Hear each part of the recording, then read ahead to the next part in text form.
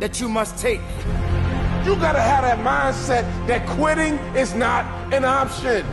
Give up? Who, me? Never. Stop? Who, me? Never. That's for the next guy. That's for the next girl. But not me. Why? Because I don't quit. That ain't how I do it. That ain't how I roll. I never give up.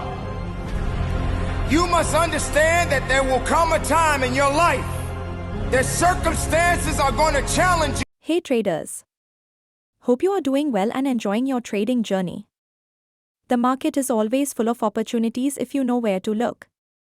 Right now, the price is at a strong support level, and we can see rejection from this area.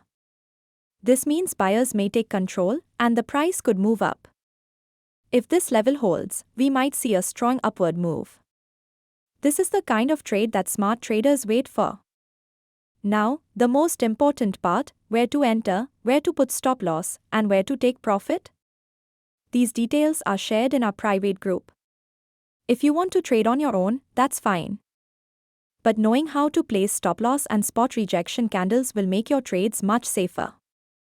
If you need accurate trade signals and expert help, contact us now on WhatsApp so I can add you to the group. Don't trade alone when help is available.